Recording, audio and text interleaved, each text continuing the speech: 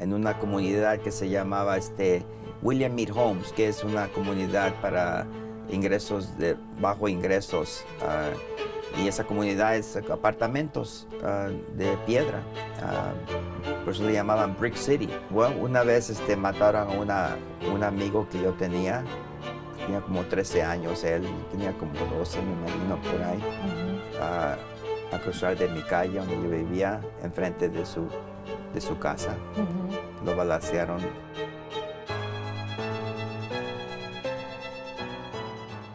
Hoy en Impacto Latino tenemos al doctor Miguel Ángel Domínguez. Bienvenido. Gracias, es un placer estar aquí contigo. Oh, igual. Entonces, vamos a comenzar un poquito de tus orígenes. ¿Naciste aquí en los Estados Unidos o se emigraron de México? No, yo nací en Puebla, a la ciudad de Puebla, del estado de Puebla, abril 16, 1961.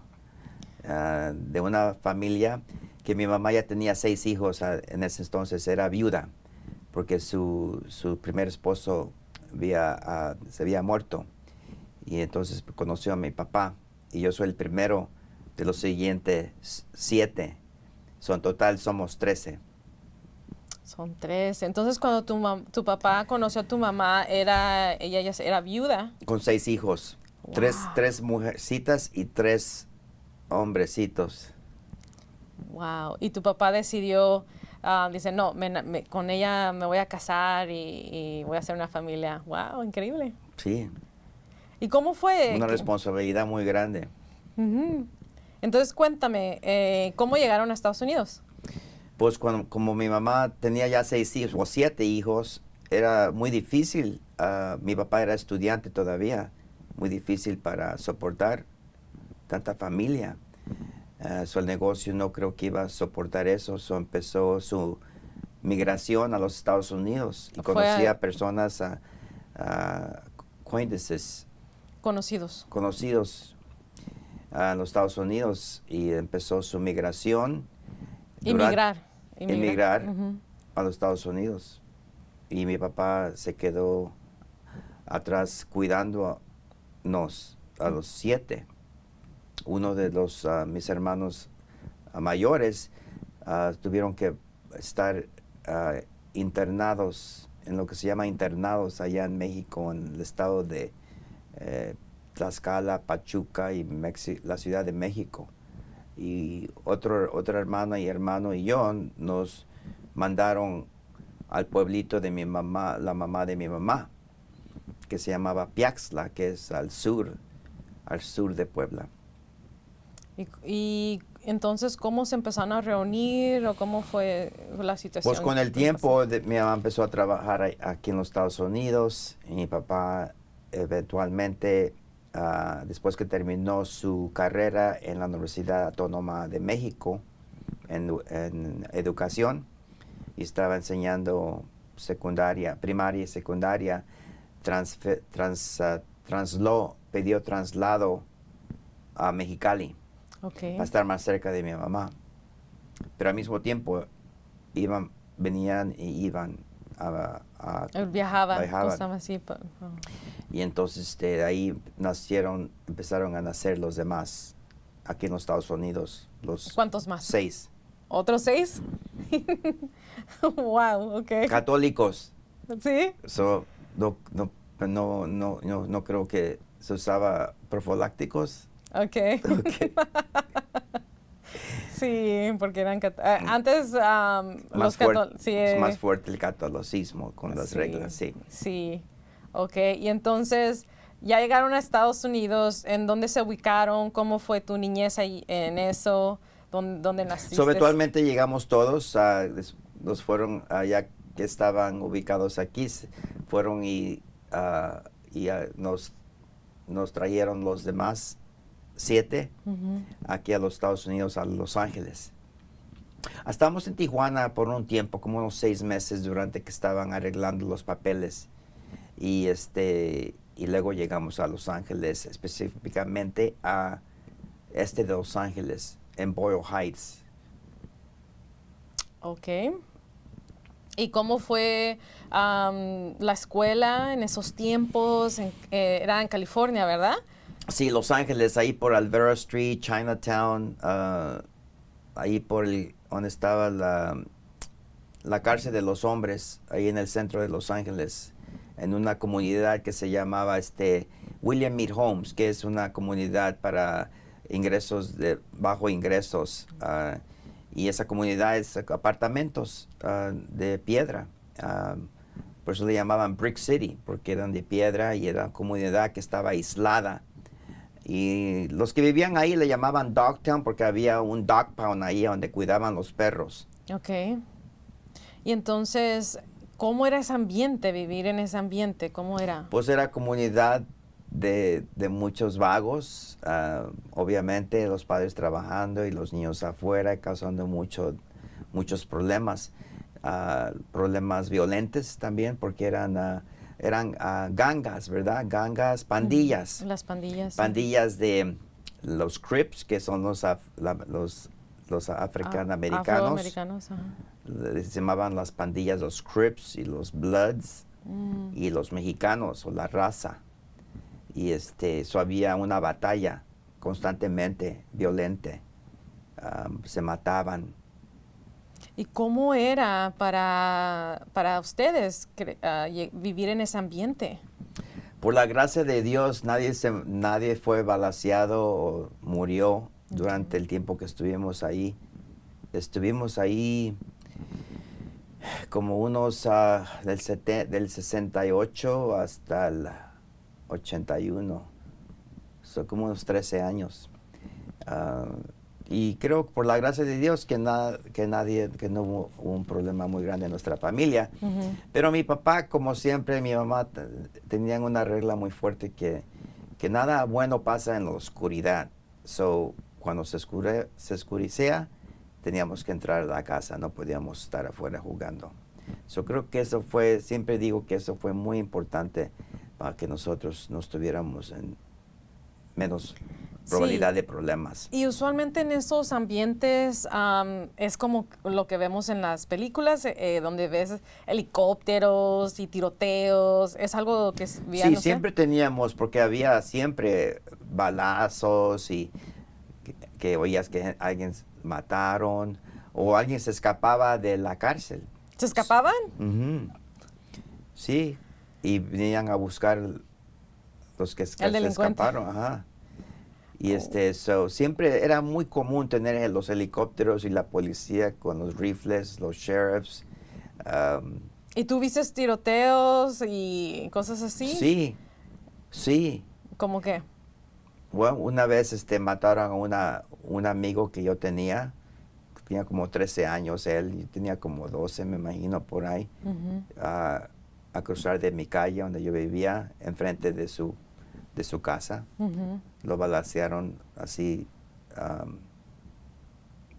Sin ningún motivo. Motivo ni nada. Porque él nunca, él era como yo, aunque era afroamericano, no estaba envuelto en pandillas. Okay. Y yo siempre pensé que podía ser yo también, que una pandilla afroamericana que iba a venir a dañarme, a lastimarme. Wow. Hubo una ocasión donde había un muchacho que me estaba pegando mucho, me estaba pegando. ¿Como bullying?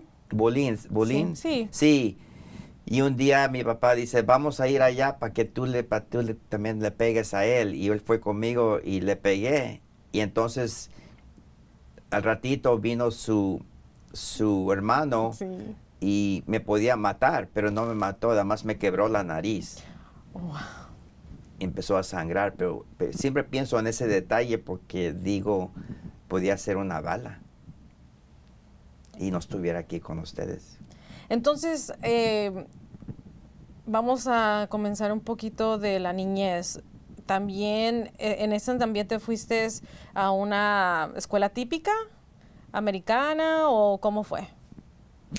Nos ingresamos primero en una escuela católica porque las monjitas nos dieron la oportunidad de de ingresarnos en la escuela, porque todavía en ese entonces parece que, de lo que yo recuerdo, las reglas todavía de ir a la escuela pública no era posible hasta el grado cuarto grado. Ok, ¿y ya después de eso fueron a una escuela pública?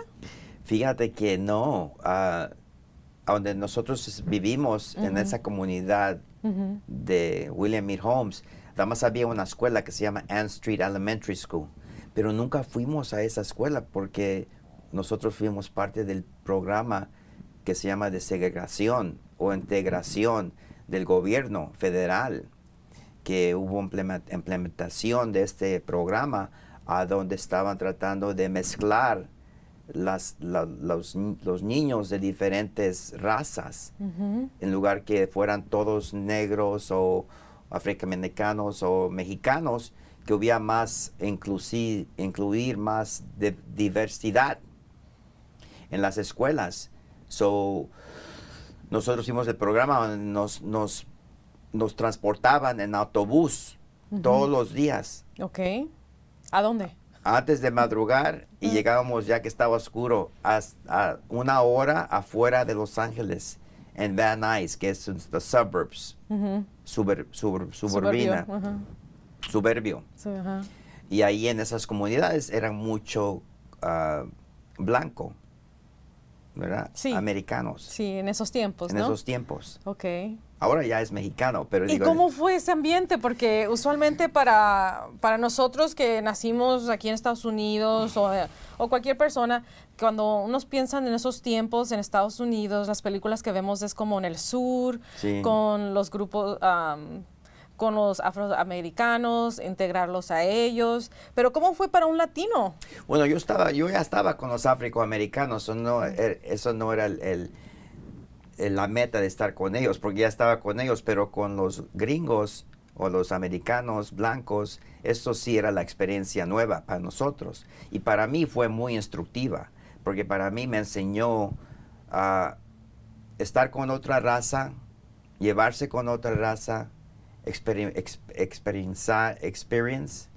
A tener la experiencia. experiencia de estar con otra raza de alta nivel social, económica.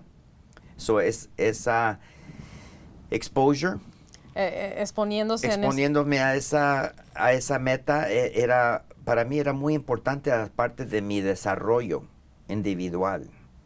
Yo nada más puedo hablar de mí mismo, ¿verdad? Pero me imagino que muchos también han tenido la misma experiencia. Tuve la oportunidad de quedarme en las casas de estas personas que eventualmente en el futuro me enteré, cuando ya estaba yo más grande, que uno de mis alumnos, que era de mi clase en ese entonces, Sí. era olímpico medal de oro ¿De en las verdad? Olimpiadas de 1984. ¿Y en qué deporte? Gymnastics. ¿Oh, de gimnasia? Gymnastics. ¿Cómo se llamaba? Mitchell Gaylord. Mitchell Gaylor. ¿Y él era Y tu también amigo? era movie star, también hizo una película también. ¿Oh, de verdad? Eso me dio mucho ánimo, estaba yo muy orgulloso de que, bueno, yo ya estaba en la escuela de medicina también, pero me sentí un buen con orgullo por él. Ah, qué bien. Y también creo que sintiera lo mismo por mí. Qué bonito. Entonces, ¿qué otra cosa te motivó, donde te cambió la mente de todavía seguir aspirando, por ejemplo, estudiar, algo en la escuela a lo mejor? Oh, sí, durante la escuela secundaria, en la high school, había un programa que se llamaba Upward Bound, que es un programa federal también para ayudar a los estudiantes que querían ir al colegio, prepararse para ir al colegio. Y era una escuela que era en un colegio, y eran los sábados. Y era estudiantes de muchas escuelas alrededor de Los Ángeles, como 5 o 6 high schools secundarias, escuelas secundarias. Sí. No era nada más de la mía, pero diferentes escuelas. Y nos reuníamos los sábados y tenían ayuda de tutoring, para los que necesitaban ayuda con sus con sus disciplinas. Sí. Y luego también hacíamos actividades sociales. Nos llevaban a ¿A dónde? actividades, a Magic Mountain, a Disneylandia, a la playa, a comer, y nos daban hasta una propina, nos daban una stipend Sí. de 5 o 10 dólares. Que en esos tiempos era bastante, Era ¿no? bastante. Pero la verdad, te digo que eso no era tan, al final, después había más beneficios que el dinero. El beneficio de estar con otros estudiantes y teniendo un buen tiempo y no estar le llamaban los proyectos donde crecimos, ¿verdad? Sí. William E. Holmes, proyectos. Sí. Entonces, eso yo creo que para un joven, ¿no? Te expande la vida, ¿no? No nomás en esa experiencia. Exposure. Sí. Entonces, Exposure. exponiéndote, ¿no? Exponiéndote. Sí, entonces te expuso en otro ambiente diferente, donde a lo mejor, tienes aspiraciones, porque ves otras personas y dices, ¿por qué yo no? Exactamente. ¿Verdad? Sí. Y entonces, tuviste ese programa y después, ¿cómo llegaste a ir al colegio y cómo te hiciste médico? Pues parte del programa de Upward Bound, imagínate, también nos llevaban a visitar a universidades. Ah, ¿de verdad? Ajá, no había mencionado eso antes. ¿Y todavía existe? Sí, todavía existe ese programa. Es lo que averigüé, que es bueno. Pero ese programa, cuando íbamos a visitar las escuelas, los alumnos que ya se habían graduado de ese programa antes, Sí. ya eran estudiantes ahí. Los visitábamos a ellos, nos quedábamos a veces con ellos Oh, ok. y nos exponieron a la universidad. Era otro motivo, ¿verdad? Sí. Otra confianza que tú podías estar ahí también.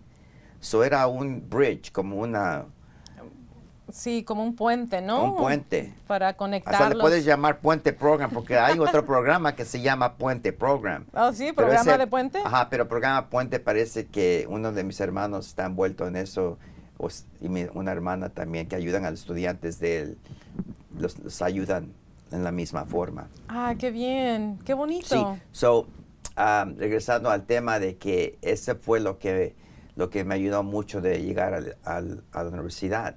Y ya que estaba en la universidad, obviamente es otra experiencia, porque no es igual que la high school, la secundaria, es más difícil.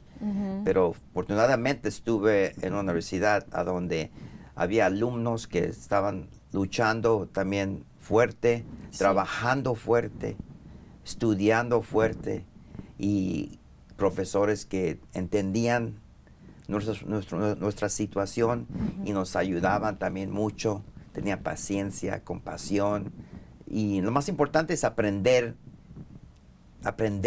el material. Sí, Era lo más importante, ¿verdad? Que un estudiante aprenda. sí.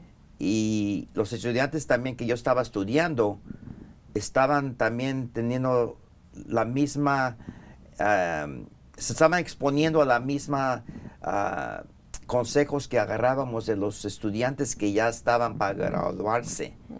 Y esos estudiantes ya estaban aplicando a la escuela de medicina, Sí. ya estaban aplicando a la escuela de ciencia, de doctorado de ciencia. Y no voy a decir más porque yo no conocía personas que estaban aplicando para las leyes, pero las ciencias. Y entonces eso también nos dio como un motivo La de motivación. seguir ese camino. Ese camino, sí. Pero obviamente también quiero Hacer un énfasis. énfasis de que tienes que trabajar duro. No es algo que nada más te regala. nada más porque es el camino que nada más vas a caminar. Tienes que trabajar muy duro. Y yo tenía mucha motivación para trabajar duro. No había opción de que de que fracasara, porque ya sabía que era la opción. Eso también era muy importante. Bueno, llegando a la motivación de los estudiantes que ya se habían graduado en la medicina. Y entonces, lo que pasó es que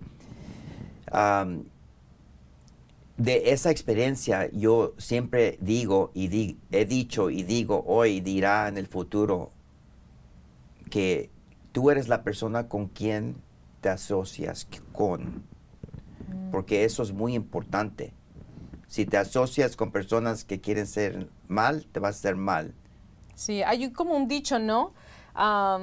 No sé si lo estoy diciendo correcto, pero es algo así como, dime You con are quién... who you hang out. O no, ni en español, él más o menos se dice como, dime con quién andas y te diré quién eres. Sí, exactamente. So yo digo eso, para mí eso fue mi historia.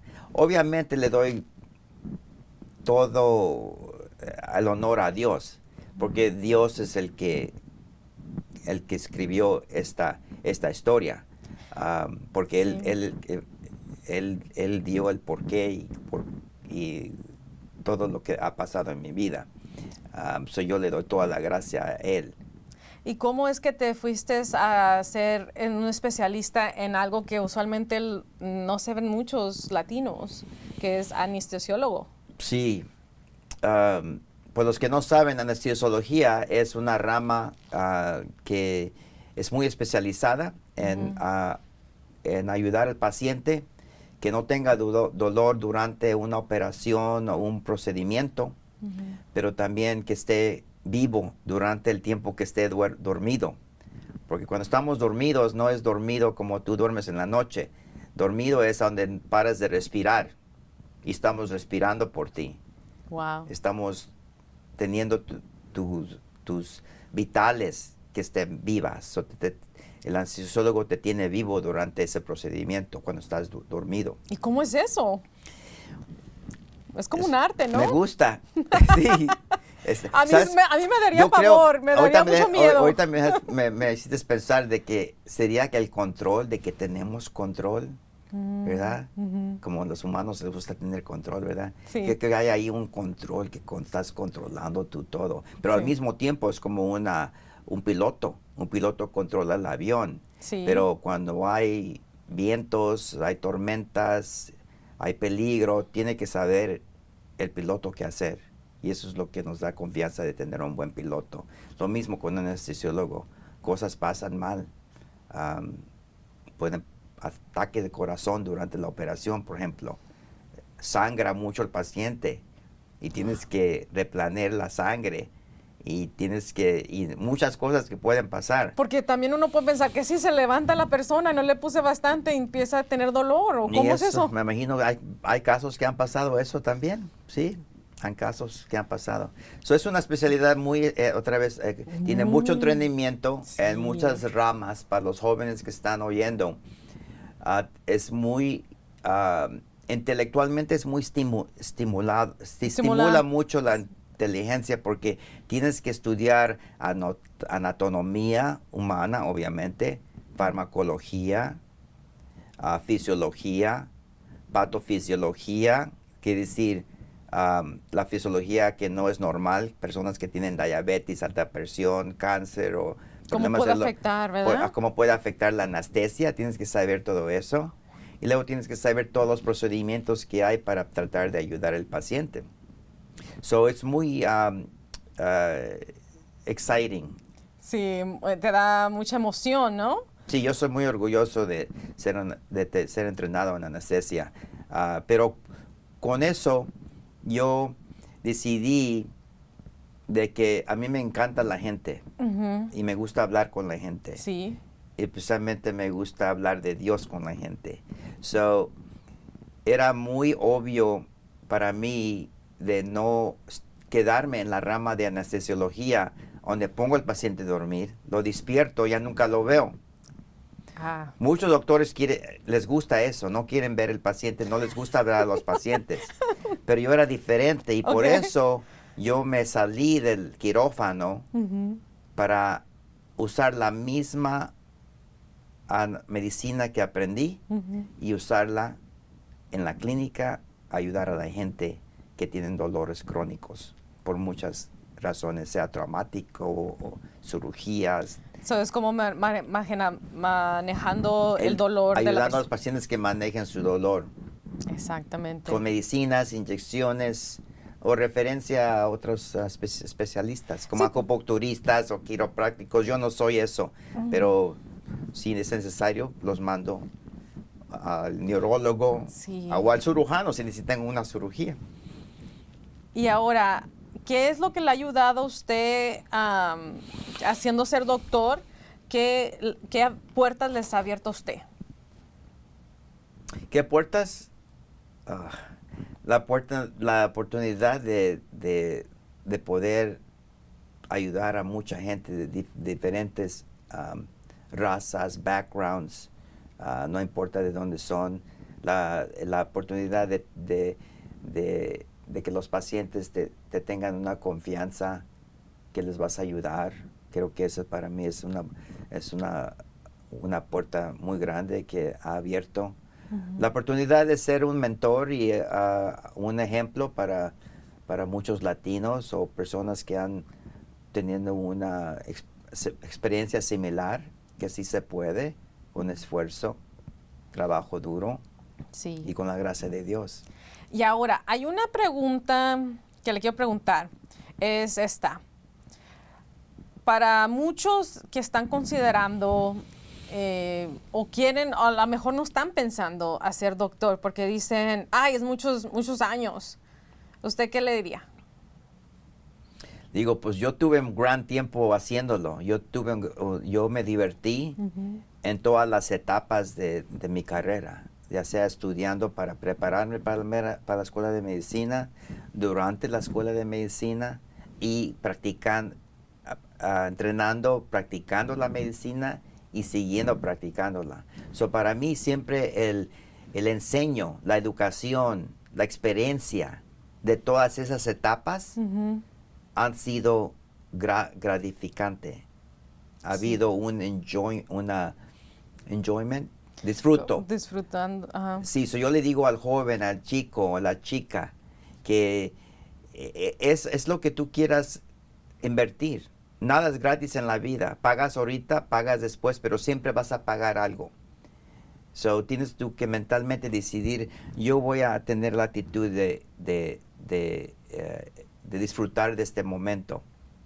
Sí, hay sacrificio. No, yo no pude comprarme un carro durante el tiempo que estuve en la escuela, porque obviamente no estaba haciendo nada de dinero. Estaba prestando dinero para seguir la escuela. Sí. Pero nada dura, ¿verdad? Entonces uno puede decir, ahorita no lo tengo, pero a rato lo voy a tener. Sí, posiblemente. Obviamente esa es la esperanza. Sí. Hay un trabajo, ¿verdad? Una meta. Y con esa teniendo eso en mente de esa meta y enfocarte en eso y siguiendo. Y se va rápido. Otra cosa es que se va muy rápido. El tiempo El pasa. tiempo se va rápido. Sí. Sí, son 13, 14 años de escuela, pero se pasa. va rápido. Sí, y entonces es como decir, bueno, pasan los tiempos y ya con todo ese esfuerzo que tuve, mira, ahora tengo esto. O no hago ese esfuerzo y nomás tengo esto.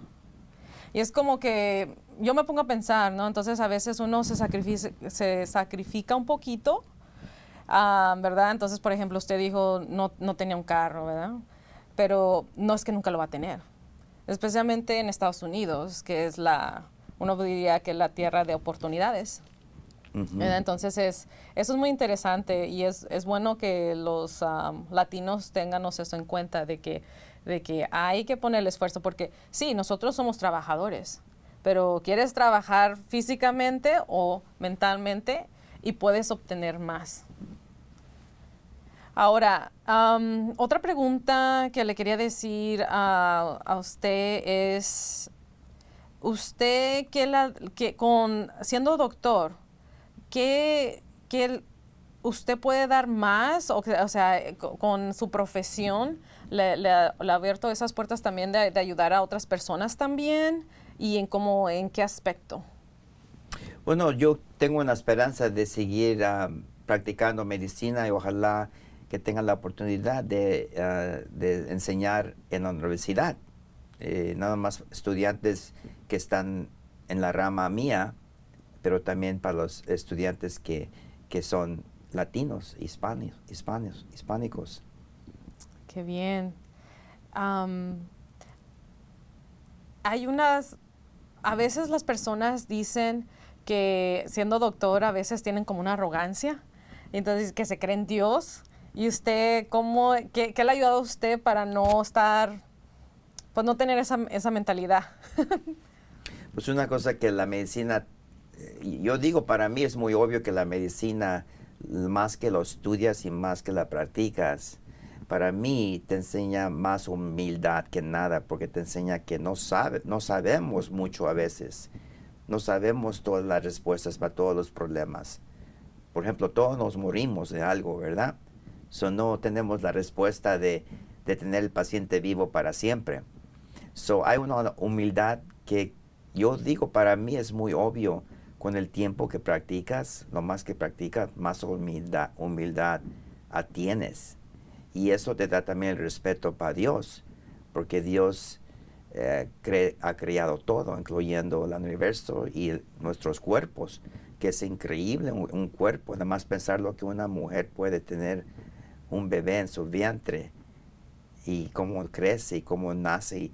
Y siendo doctor, también estudiando qué complejo es la fisiología del cuerpo humano, eso también te da a pensar mucho que no es nada más de coincidencia que existimos y que hay un creador de verdad. Y obviamente, siendo cristiano, tenemos fe en Jesucristo, que Él no nada más vino para sacrificarse por nuestras iniquidades, ¿verdad? Nuestras batallas contra el pecado, pero Él conquistó la muerte, el único que conquistó la muerte con la resurrección. Y por eso esa esperanza de que nosotros vamos a también tener una resurrección después que nos muéramos, nuestro espíritu estando con Él para siempre, es una esperanza muy grande. Para mí, no puedo nunca pensar, así como la pregunta que dijiste, no puedo entender por qué doctores se sentirían así. Al contrario, yo digo que deberían de sentirse lo opuesto y sentirse menos, con más knowledge, conocimiento que tienen. Por eso el gran filósofo Sócrates, cuando estaban preguntando todo el tiempo, muchas preguntas y más preguntas, al final dijo Sócrates, ya no me pregunten, solo sé es que no sé. Sí. Y es lo mismo con el doctor. Más experiencia que tienes, vemos que de veras no sabemos. Sabemos mucho, ¿ok? Pero no sabemos todo. Y por eso siempre le damos el crédito a Dios cuando vemos un gran éxito en el paciente. Muchísimas gracias, doctor Domínguez, por venir hoy. Un placer estar aquí contigo.